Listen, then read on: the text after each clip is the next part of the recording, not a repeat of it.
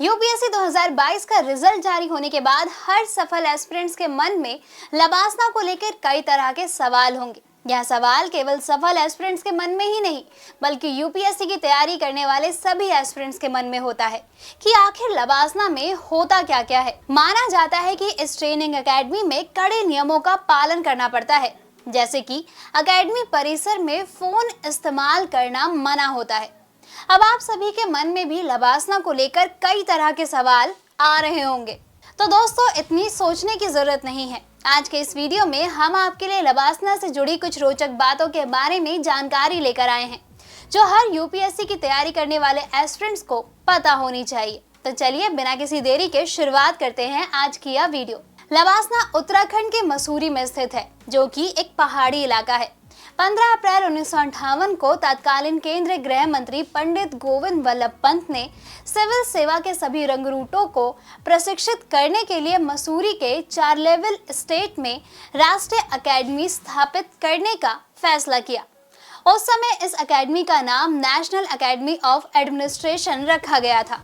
साल 1972 में इसका नाम बदलकर लाल Bahadur Shastri academy of administration किया गया, जिसके बाद 1973 में नेशनल शब्द जोड़ा गया और यह Lal Bahadur Shastri National Academy of Administration बन गया। लबासना का एकेडमिक सॉन्ग। जैसे हर स्कूल और एकेडमी का अपना एक सॉन्ग होता है, इसी तरह लबासना का भी अपना एक एकेडमिक सॉन्ग है।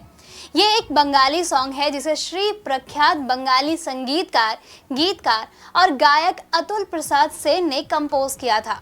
गायक अतुल प्रसाद सेन एक सफल वकील, परोपकारी, सामाजिक कार्यकर्ता, शिक्षाविद और साहित्यकार थे।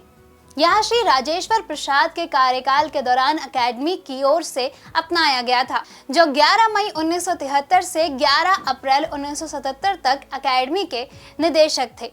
कई देशों के सिविल सर्वेंट्स की भी होती है ट्रेनिंग। यह सभी के लिए थोड़ा चौंकाने वाला हो सकता है, लेकिन यह सच है। लबासना में सिर्फ भारतीय सिविल सर्वेंट्स ही नहीं, बल्कि बांग्लादेश, भूटान, मालदीव्स और म्यांमार के कुछ सिलेक्टेड सिविल सर्वेंट्स की भी ट्रेनिंग होती है। ये सभी अंतर्राष्ट्रीय सिविल सेवक अपने भारतीय समकक्षों के साथ पहले 3 महीने के फाउंडेशन कोर्स प्रशिक्षण में भाग लेते हैं। लबासना में होती है ड्रेस कोड का पालन। परिसर में ट्रेनिंग ऑफिसर्स को केवल फॉर्मल ड्रेस पहनने की ही अनुमति दी जाती है। यहाँ तक कि मेस में खाने के लिए भी ड्रेस कोड निर्धारित किया गया है। अपने रूम के बाहर कोई भी ट्रेनी बाथरूम स्लीपर्स या सैंडल पहनकर नहीं घूम सकता। ऐसे करने पर दंड का भुगतान करना पड़ता है।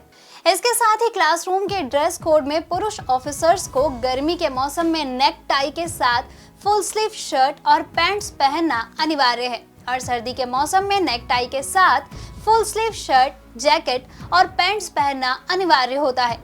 इसी के साथ ही लेदर शूज भी अनिवार्य हैं। वहीं महिला ट्रेनिंग ऑफिसर्स के लिए sari, salwar kameez, churidar kurta, western business suit, औपचारिक जूते, सैंडल के साथ पहनना अनिवार्य है। सभी ऑफिसर्स को यहाँ मेस में खाना खाते समय भी इसी ड्रेस कोड का पालन करना होता है। हर सामान पर होता है एकेडमी लोगो। लबासना में ऑफिसर्स की सुविधा के लिए एक सोवेनियर शॉप मौजूद है। यहाँ ट्रेनिंग के दौरान होने वाली फिजिकल एक्टिविटी के लिए सभी सामान उपलब्ध होता है, जैसे कि riding helmet, track suit, academic sweater. इसके साथ साथ स्टेशनरी और ऑफिसर्स की जरूरत के अन्य सभी सामान भी उपलब्ध होते हैं।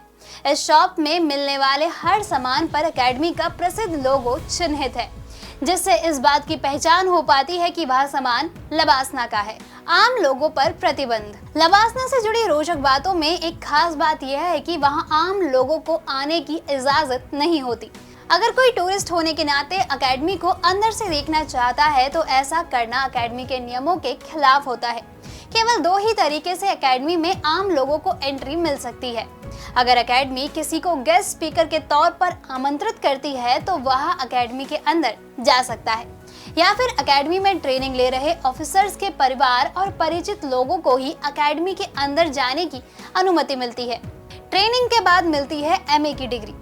जैसा कि हम सभी जानते हैं, लबासना में ट्रेनी उम्मीदवारों की 2 साल तक ट्रेनिंग होती है, जिसके पूरी होने के बाद पास होने वाले प्रत्येक आईएएस अफसर को जवाहरलाल नेहरू विश्वविद्यालय यानी जेएनयू की ओर से मान्यता प्राप्त एमए इन पब्लिक मैनेजमेंट की डिग्री प्रदान की जाती है। यह डिग्री केवल यूपीएससी सिविल सर्विस की परीक्षा क्लियर करने वाले आईएएस ऑफिसर्स को ही मिलती है। आपको बता दें, लबासना में स्टेट सर्विस से प्रमोट होकर आईएएस बनने वाले अधिकारियों की भी ट्रेनिंग की जाती है। दोस्तों, अगर आपको हमारा ये वीडियो पसंद आया हो तो इसे अपने दोस्तों के साथ भी जरूर शेयर करें, और अगर आपके पास हमारे लिए कोई भी सवाल हो तो उसे कमेंट में लिख के हमें जरूर बताएं। जल्द ही आपसे फिर मुलाकात होगी एक नई वीडियो पे एक नए टॉपिक के साथ। तब तक के लिए नमस्कार।